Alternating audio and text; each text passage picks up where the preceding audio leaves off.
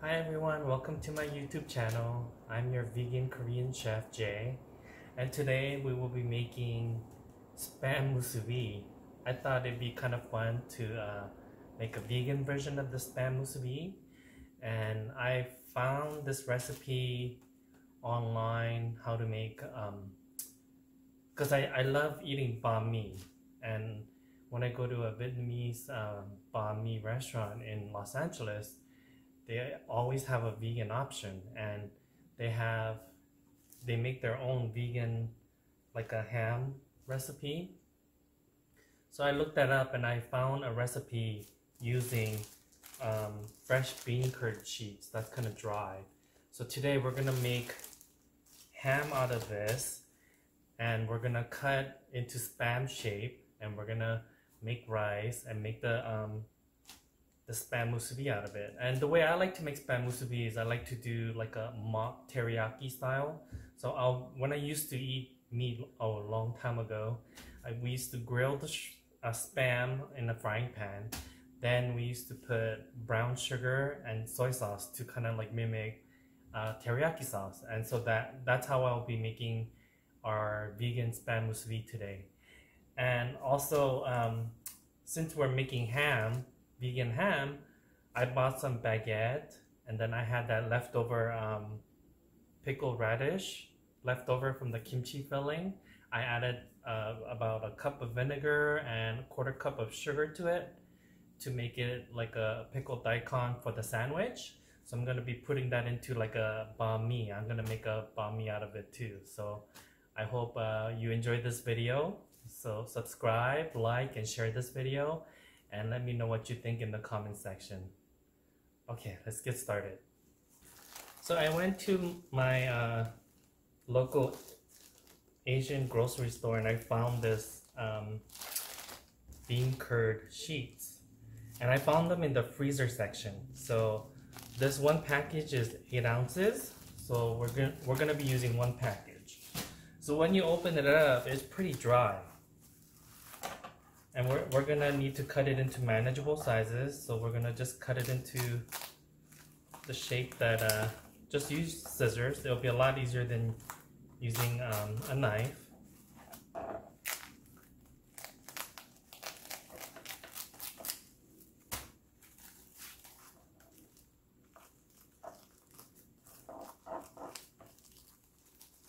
Okay. Then we're gonna stack it up.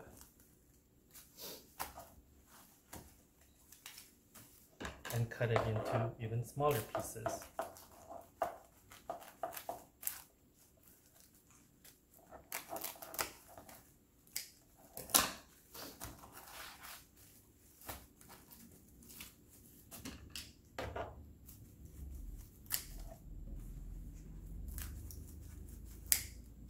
So after cutting this, what we need to do is soak it in water. So put it into a nice big bowl, and you're gonna add water to it.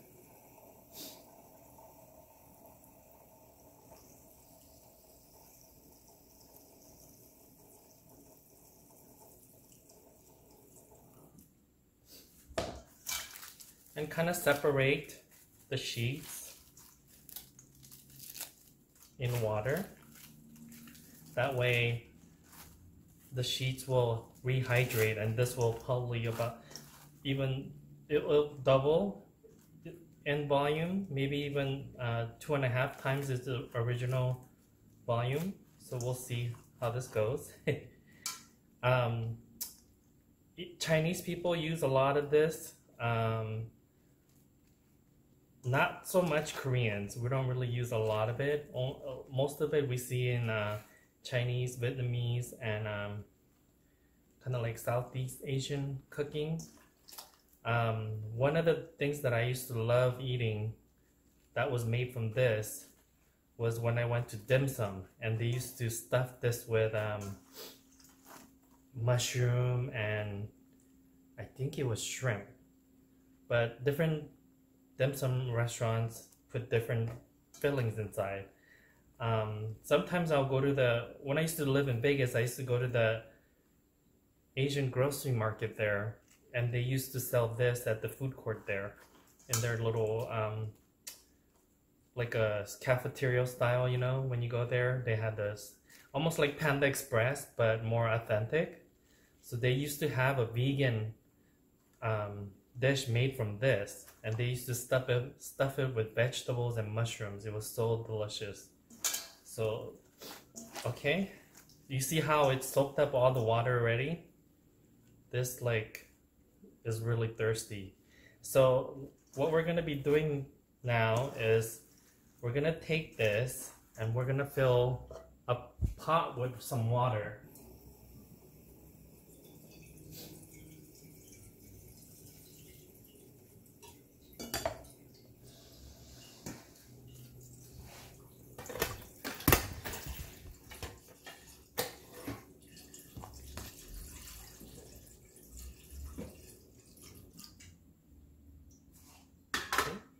We have some water with a pot, and we're gonna turn it on,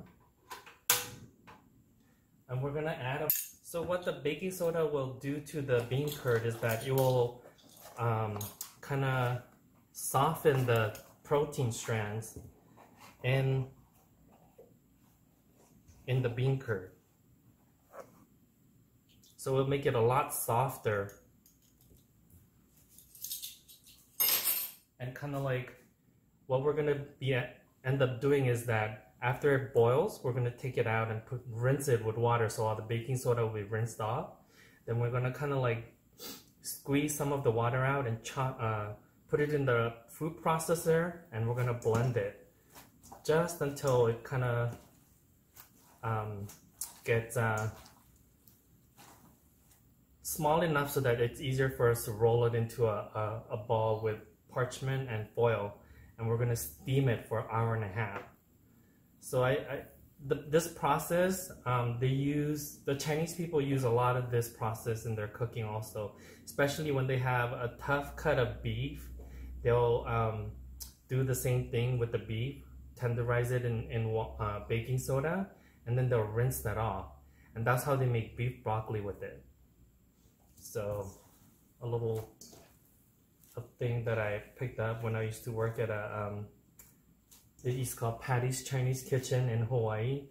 This was a long time ago when I was in my high school years. I can't believe it's almost, wow, 35 years. No, not 35 years, 30? Yeah, 30 years ago. Wow, time flies. So okay, so when the water is getting warmed up, we're gonna put the bean curds in. It's about to boil, so we're gonna put it in here. Just put the whole thing.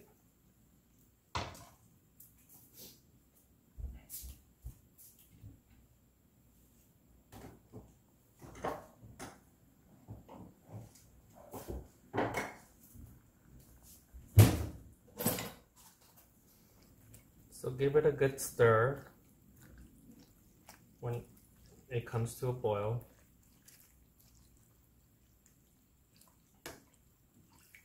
So if you wanted to make double this recipe, you can, and just make a lot of it, and you can put it in if you have a vacuum sealer, you can seal it up and keep it in the freezer for months. And take it out when you need to use it. I'll use this recipe also with making gyoza. I'll take the ham pieces and I'll process it in the food processor, so it will kind of resemble ground chicken or ham, and then I will season it like how we used to do it in Hawaii. Well, my parents had a Sapporo style ramen shop in Hawaii, and we used to make gyoza to scratch, because a lot of places used to just buy the frozen stuff and sell it, but we used to make it from scratch. The only thing we bought was the gyoza skin, or the pea, and then we used to make our own filling. And so in one of the videos in the not too distant future, I'll be making a mandu video, which is Korean pot stickers. You can steam them, fry them, pan fry them, and I'll also be doing a gyoza along with that. So it'll be kind of like a play on a Korean vegan pot sticker and Japanese style pan water fried pot stickers. I'll show you. It's very simple. I'll make it so that it's very simple. Don't worry about it, and I'll explain every step of the way.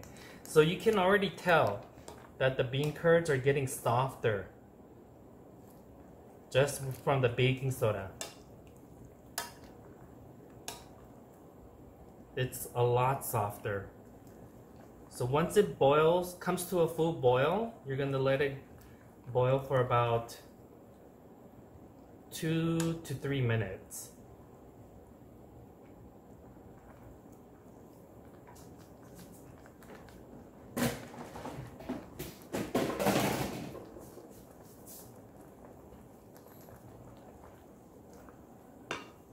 So when you boil this for 2 to 3 minutes, you're gonna turn it off. And we're gonna strain it and rinse it with cold water.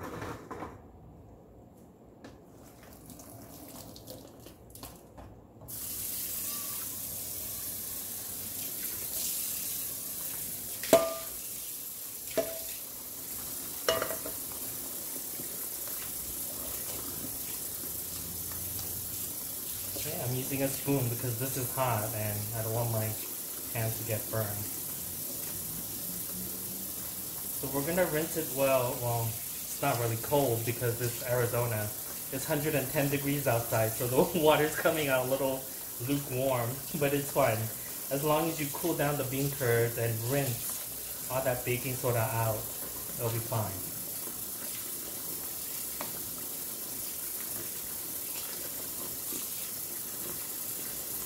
So while this is rinsing, we're going to work on the leeks. So while that's draining, the bean curd is draining, we're going to chop some leeks.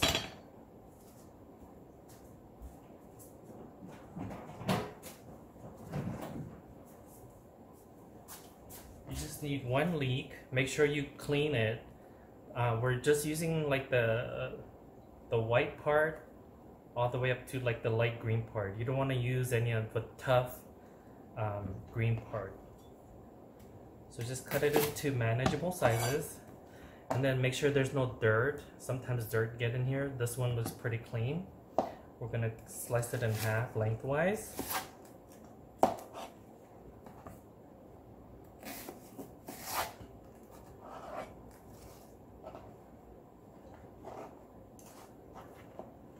Then we're just gonna go ahead and slice this thinly, like julienne. Okay, my cutting board. This one seems to want to move. So a little hack that I do is these non-slip things for the shelves that they sell at the dollar store. I buy that. I put that down, and now it doesn't move.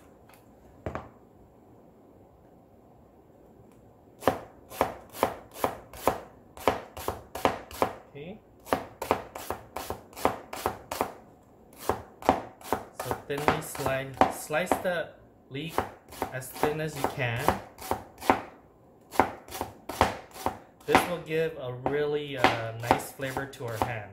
It's gonna add the sweetness without adding too much sugar.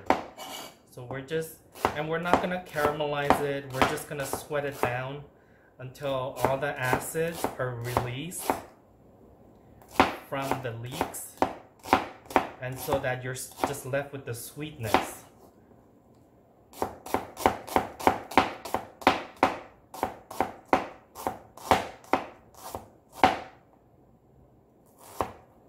Okay.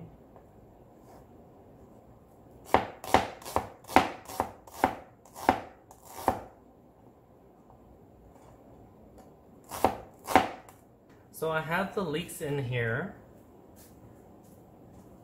I'm gonna add about 2 to 3 tablespoons of olive oil.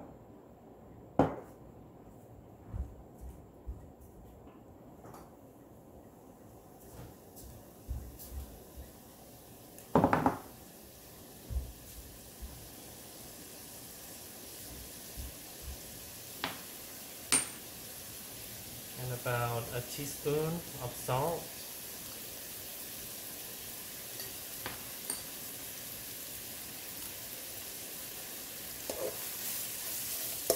And we're just gonna sweat this. I'll start off with the high heat and I'll turn it down once the leeks kind of release their liquid, the acid. So it's starting to wilt, so I'm gonna turn it down to medium heat because I don't really want to get any color to it. If you caramelize this, you're gonna add kind of like a really sweet kind of flavor to it, to the ham, and I don't know, some people might like it, but I think let me see.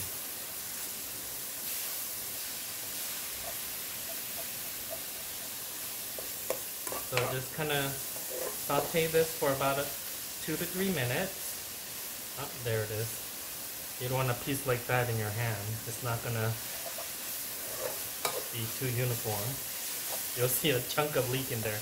And if you can't find leeks around where you are, which is pretty,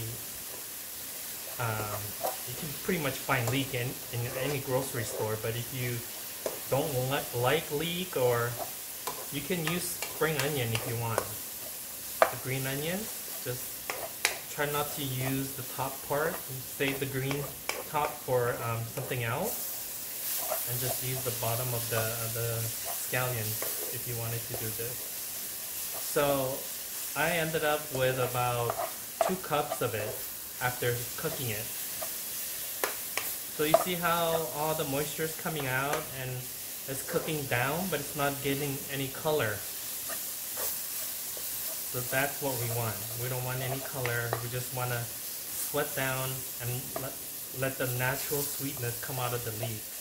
And that's gonna add some of the sugar into, because when you eat ham, there's sweetness to it. Not just salty, but there's some sweetness to the ham. So we're gonna try to mimic that with a little bit of the leeks.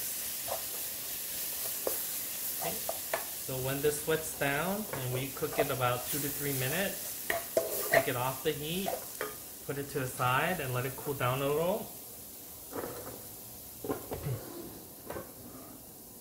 Now we're going to be processing the bean curds. But before we do that, so just by cooking it in a little bit of the baking soda, look at the texture. It just falls apart on me.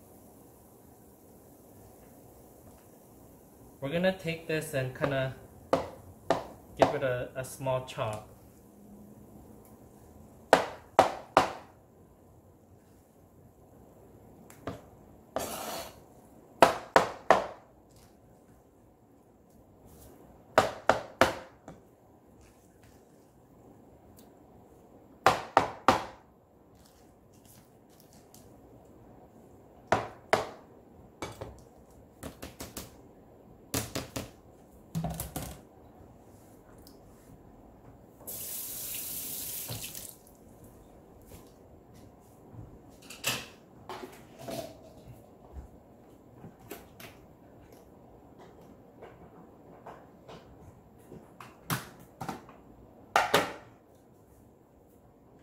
So after roughly chopping it a little so that it's more uniform for the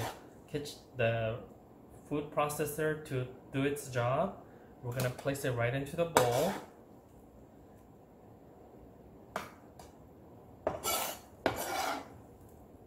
And there's a good amount of liquid in here still. It's kind of wet. It's not dry even when you strain it.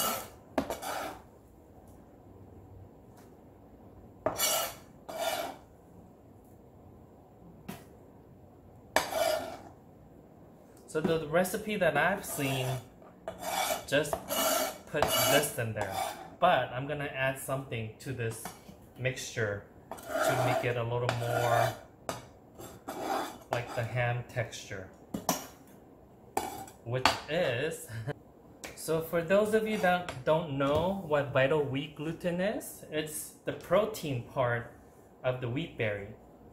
So when they process the wheat into flour, there's the starch and then there's the protein, which is the vital wheat gluten. And so a lot of people say they're sensitive to gluten, and oftentimes most people self-diagnose that after they eat baked breads they bought from like a grocery store or a big chain bakery, and they said that their stomach doesn't feel right.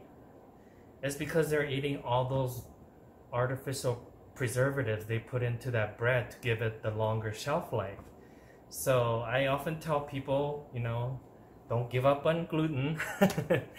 Try and support your local mom and pop bakeries. They often do not use artificial preservatives, because salt and sugar is a preservative, but it's pretty natural, and humans have been using it for centuries to preserve food. But when you add stuff that you cannot pronounce, it couldn't be good for you, you know? So just keep that in mind. So I'm gonna take some of the vital wheat gluten. I'm just gonna add half a cup to bind everything. I use this with tofu to also make chicken meat, and I'll do that in one of the videos to make kampungi. Kampungi is like a Chinese Korean dish that you get at the Chinese Korean restaurants. So we have half a cup of vital wheat gluten. Then we're going to be adding a teaspoon of the mushroom powder.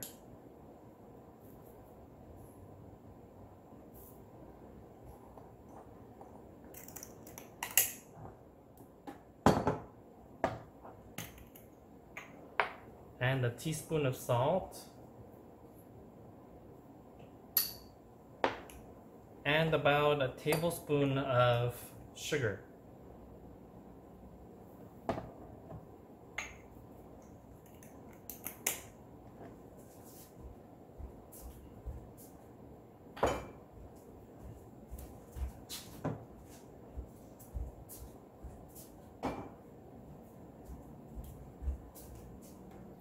So when you have all those ingredients in here, we're going to pulse this.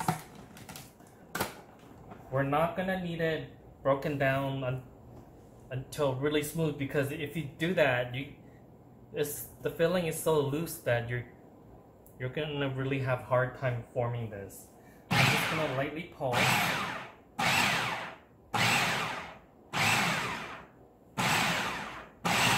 Just until the vital wheat gluten and the sugar and salt get kind of evenly dispersed, but you can still see a good amount of chunk in there.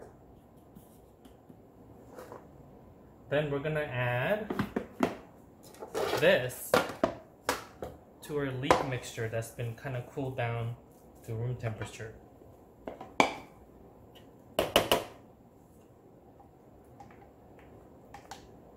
You can see the vital wheat gluten already acting. You can see that? The stringiness. So vital wheat gluten, nutritionally, it's about 80% to 85% protein. So that's a good way to get protein into your vegan diet, vital wheat gluten. I like to mix it. When I make my full meat, I like to use vital wheat gluten and chickpea flour and soy flour. That's what I use to kind of like mimic meat texture. So once this is in here, you're just gonna mix it up.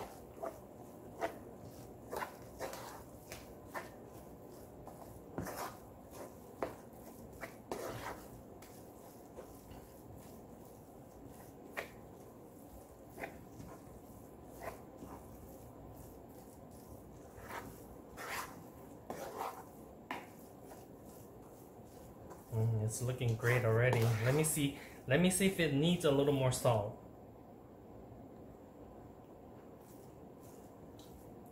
I think that's a good amount of salt, no more salt. One great thing about making your own pho meat is that you can watch the amount of salt you put in here. So those of you that have dietary restrictions, it's always good that, you know, you can make your own instead of buying stuff with, you know, buy pre-made. There's a lot of vegan products out there right now, but oftentimes it's loaded with preservatives and artificial preservatives and lots of salt and sugar. So this way you get to watch what you put into your body. So once that's done, we're gonna need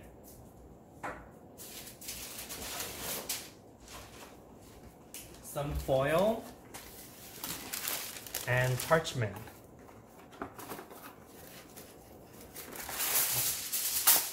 We're gonna need I'm gonna make about 4 big rolls with this.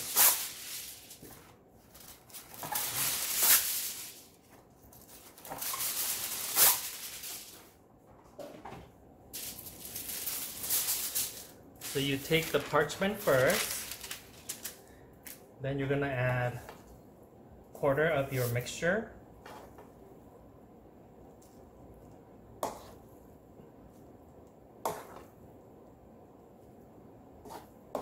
Easy way to do that is kind of like, I should show you before I do that. Easy way to divide it into 4 would be like you leave it into a even shape in the pan like this. Then you just kind of mark it with your spoon into 4 pieces or 4 sections, and then just scoop out a section.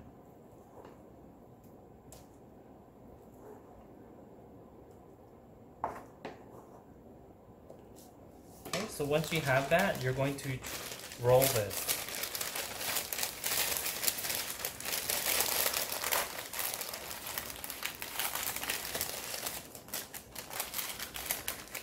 Try not to get air pockets in there because it's going to show. You're going to roll this, then place a foil on the bottom. Then you're going to roll it with the foil. And what you're going to be doing with the ends is that you kind of squeeze. Oops, this one busted. I was a little overzealous with the squeezing. So if that happens, no big deal. Just take the foil out and use another piece.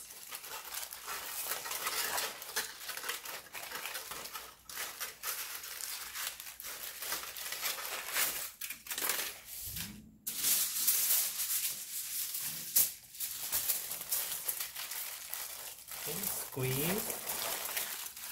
Then you're gonna squeeze the bottom. You see the water coming out. Once it starts cooking, some of the water is gonna escape. And it's gonna get tighter because this will expand. So make it as tight as you can. Like you're rolling up candy, like Tootsie Roll. So I kind of secure the ends by closing it like this, and you have like a roll right here. Opposite direction on top. Oh, this one, see, it's a little much on top, but that's okay. We're gonna tighten it.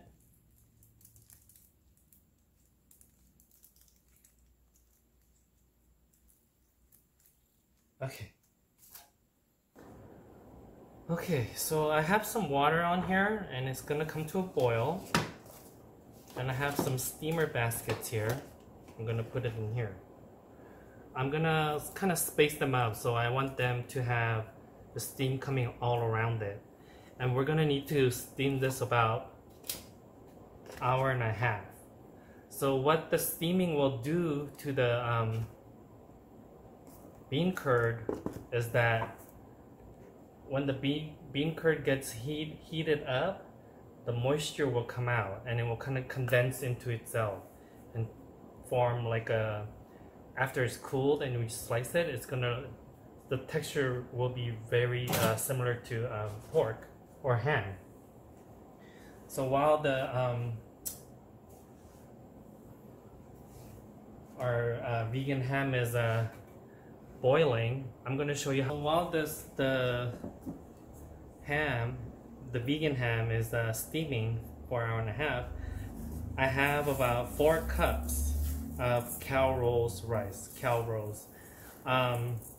This is typically the type of grain that South Koreans and Japanese usually eat.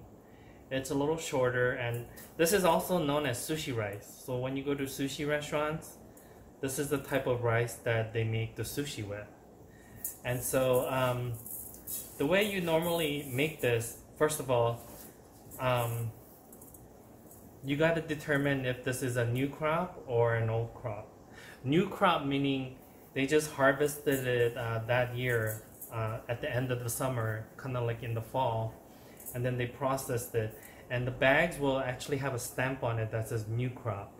So it's kind of important to know if your rice is new crop or old crop. So I bought this bag probably in May, end of May, early June. So this is an old crop. So what the difference is that the rice kernels have less of a moisture when they're older. When it's a new crop, there's more moisture in it, so the water amount will be different.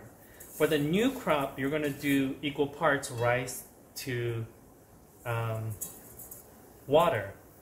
But for old crop, I usually do 1:1 plus 10%. So I have 4 cups in here. 4 cups is a quart. In a quart, there's about 32 ounces of water. So 10% of that will be 3 ounces more. So in tablespoon, it's double. Like there's 16 tablespoons to a cup. So with 4 cups, there'll be 64. And if you need 10% of 64, it's 6.5 tablespoon extra. So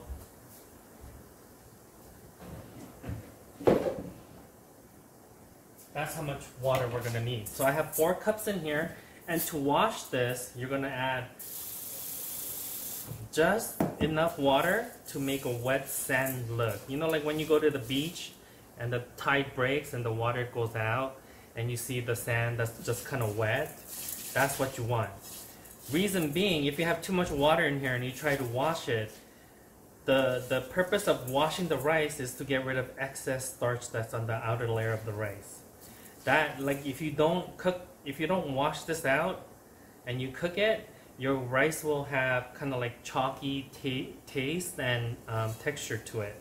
So just add in like a little bit of water just so that it looks like a wet sand, and then you're gonna kind of like rub the rice into itself to kind of like get any of that excess starch out. So just go crazy and just rub it in. So for about, you're gonna do this for about 1 to 2 minutes. You can hear the rice rubbing against itself, and you can see the liquid is getting milkier and milkier.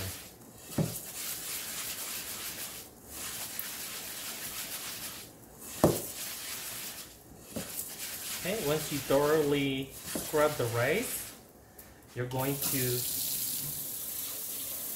add enough water so that the starch will be added to the water and you can drain it out. You don't want to waste the rice kernels, so pour it out carefully.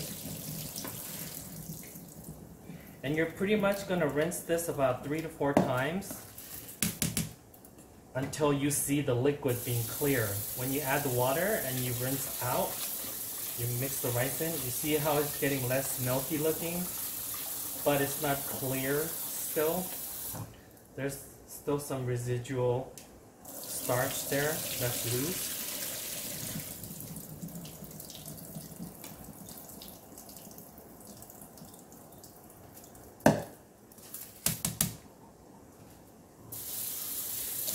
So this will be my 3rd time adding the water.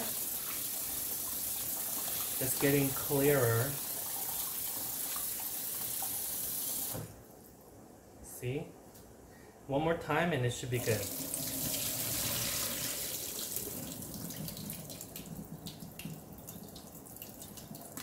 So since I'm gonna rinse one more time, it's not that important to get rid of all the water before you measure for the cooking. See, this is my 4th rinse and look how clear it is compared to the first washing.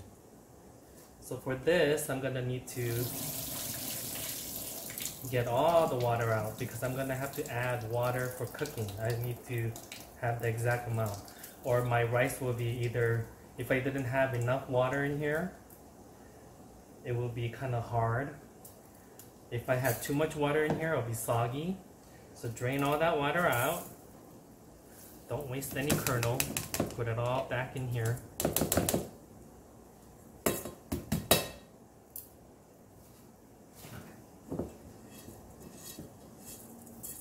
So for 4 cups, I'm gonna add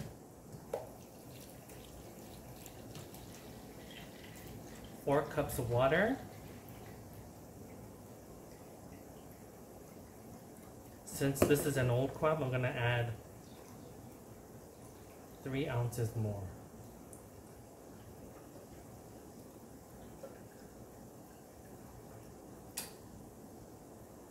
There's the 4 cups.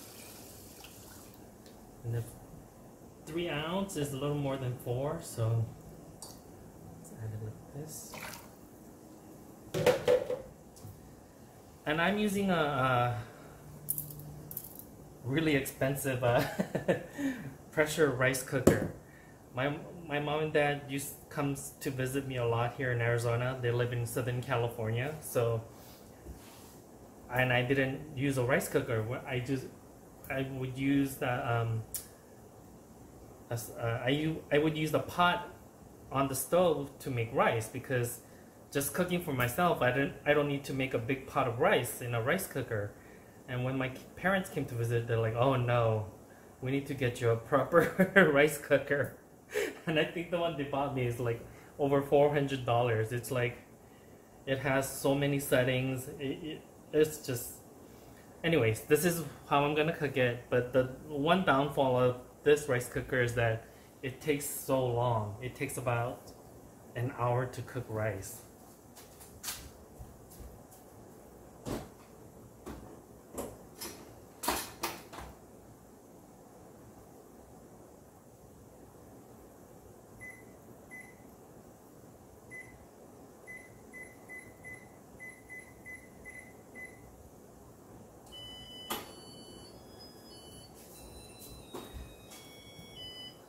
Okay, there goes my rice cooker. It says it's gonna take an hour, and also this will take about hour and 15 minutes. So I'll come back when those are both ready. Okay, we'll see you in a bit.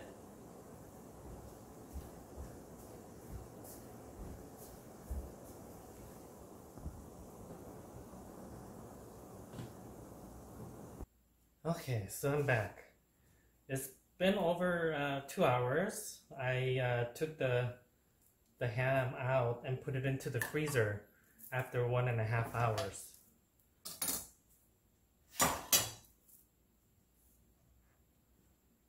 Okay, I'm back, guys. I've steamed this vegan ham for about 1.5 hours, and I kept it in the freezer for about half an hour so that it cooled down enough for me to so that it's firm enough for me to cut into pieces without it falling apart.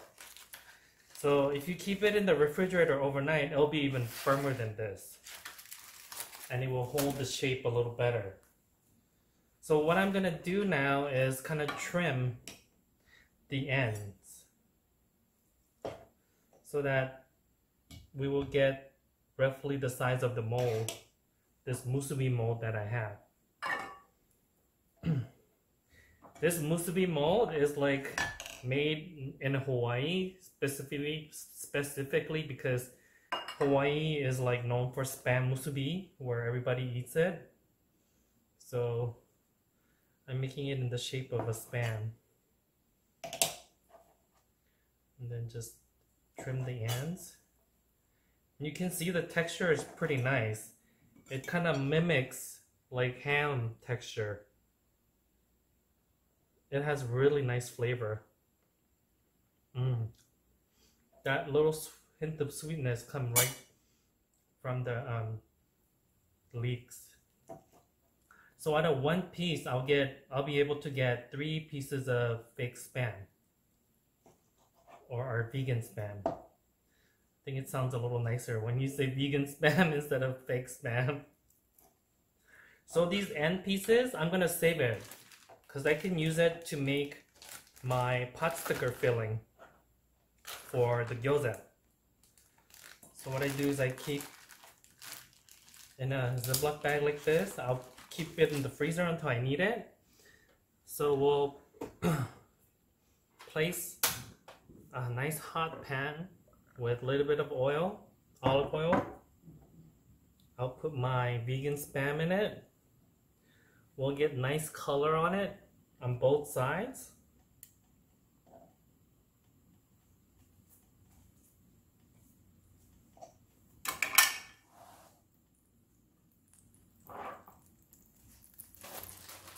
And this is the seaweed that we're going to be using.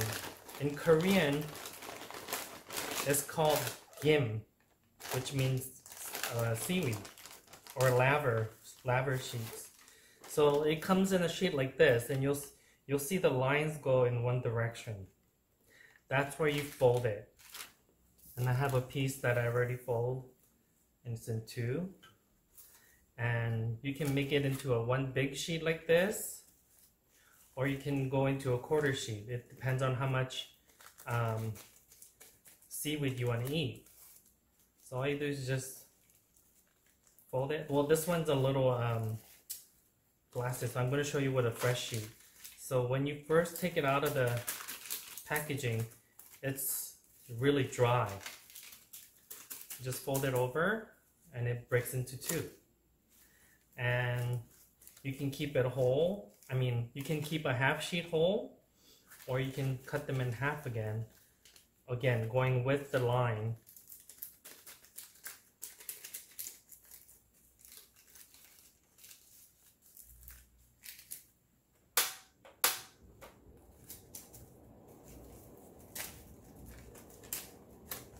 Okay, I need to change my cartridge. I think it's done. Yep.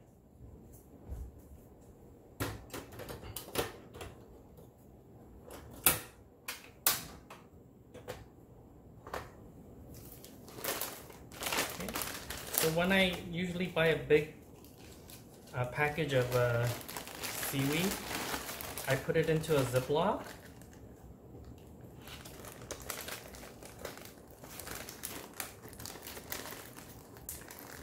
I try to get as much air out of it as I can.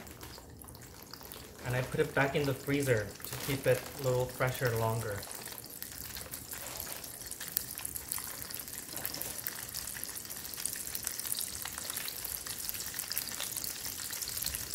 So while this is cooking, I've gone ahead and took the rice out. So when your rice cooks, you when it's finished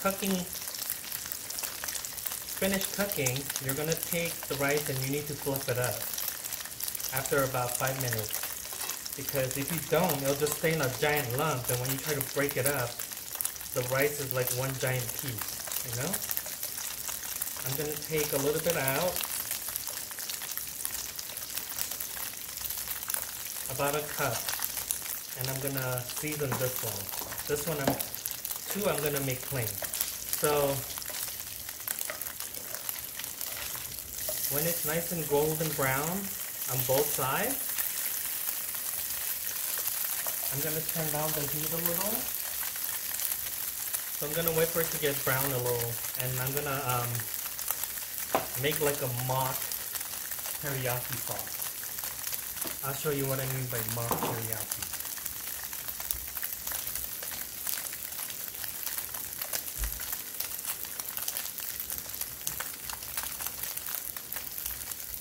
So I have some Aloha soy sauce from Hawaii in this bottle. I actually found this soy sauce in at a Costco in Las Vegas when I used to live there. So when it's golden brown on both sides, you're gonna put about, for 3 pieces, I'm putting about 2 teaspoons of soy sauce.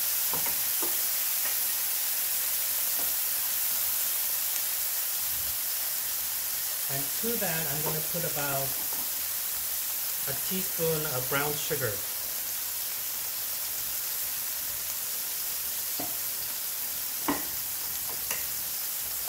So it's kind of like a play on teriyaki, and it's very, that's why I call it mock teriyaki. Gonna flip it around so the sugar doesn't burn. And it's gonna create this nice glaze on it.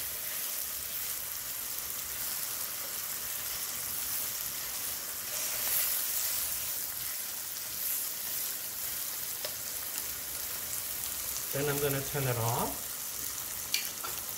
while this is cooling slightly. I'm gonna take a piece of the nori or the kim. I'm gonna put the shiny side down because we're gonna build on top of it, and when you fold it over, you want the shiny side on the outside. Then I have my musubi mold in water. So I'm gonna take the piece of our vegan spam, put it onto the seaweed right in the middle. Then I'm gonna place my mold right on top of our vegan spam. Then I'm gonna take about a cup of rice.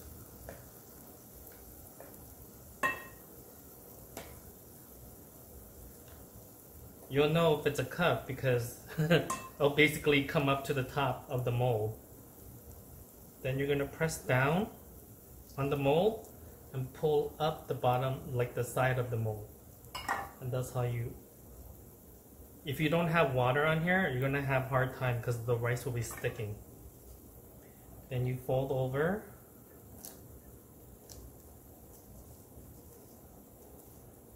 And that's how you make musubi.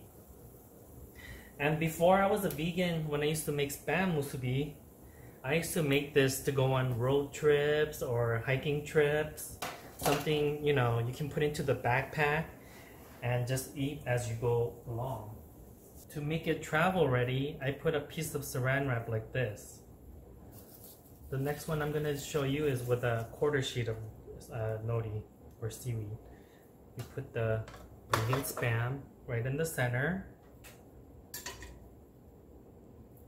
Shake the extra water off your mold. Place it right in there. Then you're gonna take the rice and fill it up to the top of the mold. You can go less if you don't like as much rice. If you feel like you don't want to eat too much rice, you can just go maybe 3/4 of the way. But I like rice, so I'm gonna put as much as I can. Then you pull it out as you push down the top. Then remove the top.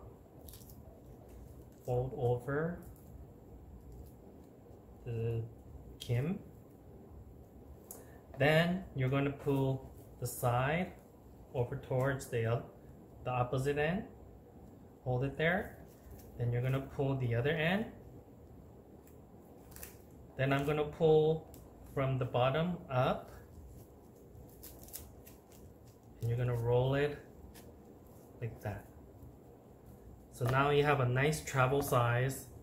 You can keep it in a backpack or in a lunch bag. This will be so nice to eat instead of those not so great school lunches kids get these days. So that's how you make a musubi ready for travel. I'm gonna make another one, but this time I'm gonna season my rice. I have this thing called furikake. This is a Japanese typical thing you can get at the grocery store. It's usually seasoned seaweed with things like sesame seeds, sugar, salt. This one I like because this is just made with shiso, which is perilla leaves. It just has perilla, salt, sugar, malic acid, and disodium ribodiode. So I like the flavor of perilla.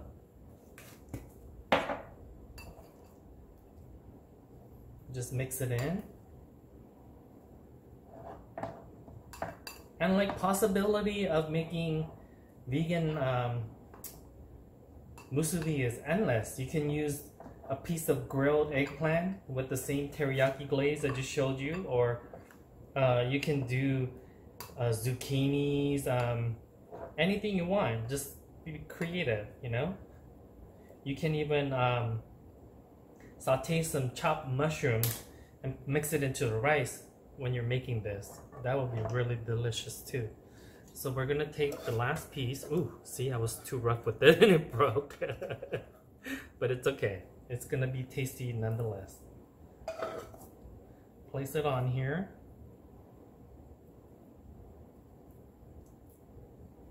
Place my mold.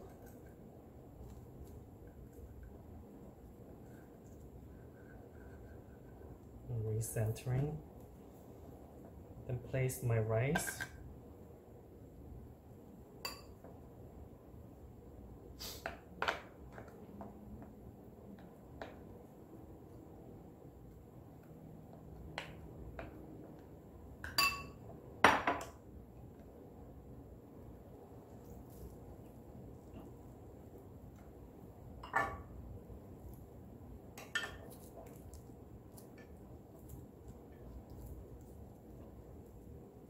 And there you have it.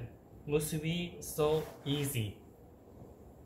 I have some made ahead ago, a little bit ahead. I'll put it together.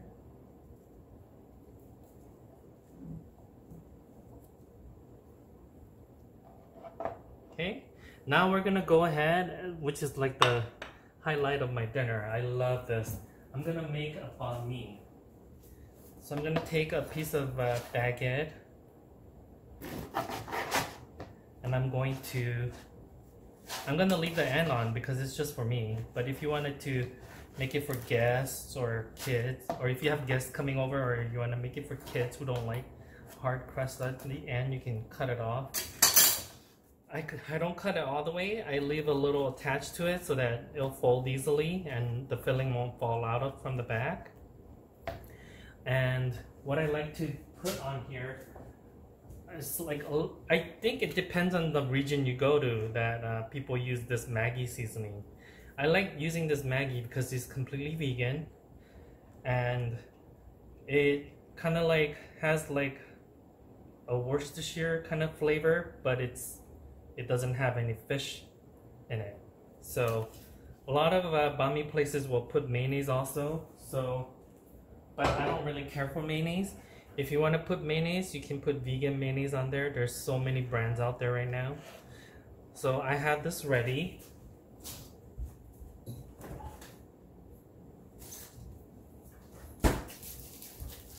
I'm gonna take the last one of my Vietnamese vegan ham, which is also called Chay, C-H-A-Y. And I'm going to slice it in about a little thicker than 1/4 inch slices, between 1/4 and 1/2 an inch.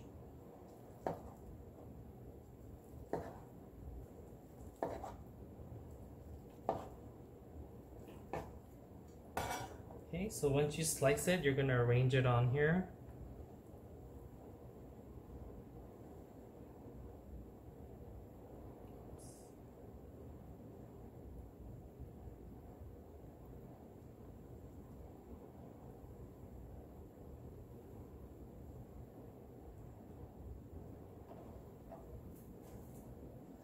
And I have some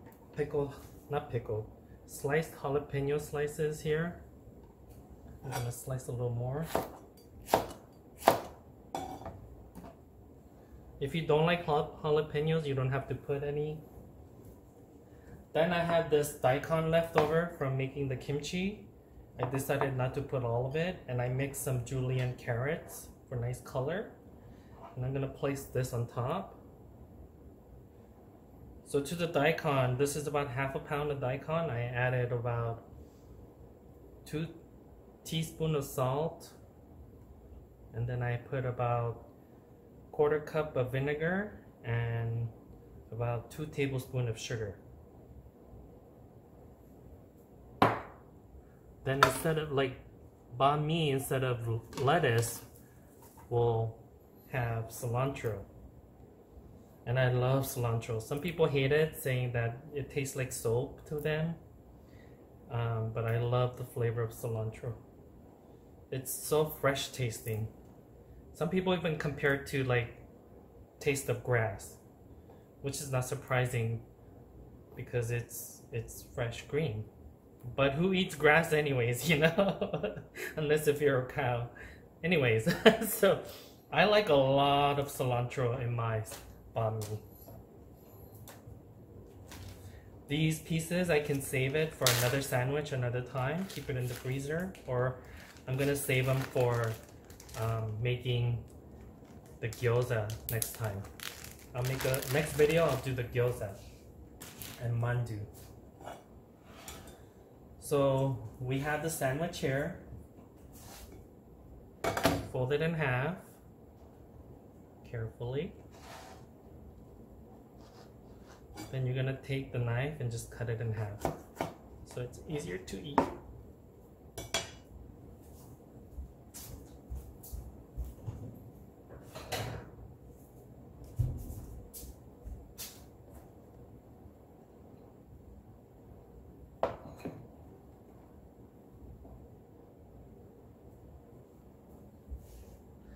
I hope you all enjoyed making our vegan spam musubi and the banh mi sandwiches with me today. I hope you learned something. Please like and subscribe my videos and leave me comments and share this video with all your friends. I'm gonna take a bite of this banh mi because I just love banh mi.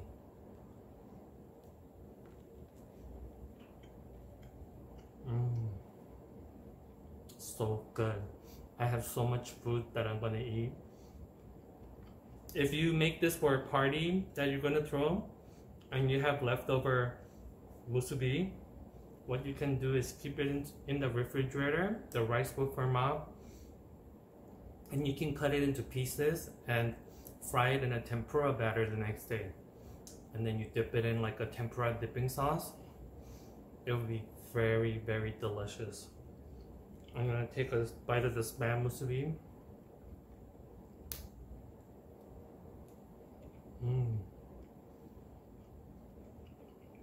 So good.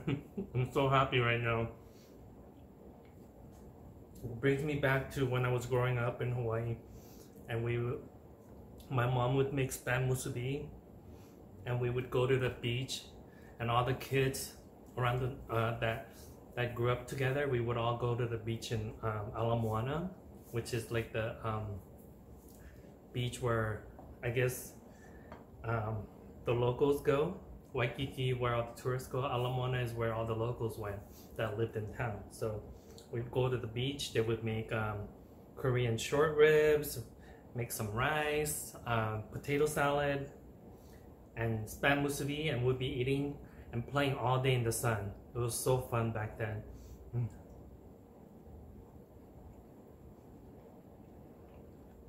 It's not very hard when you know how to make it properly. So please try to make this recipe and let me know what you think.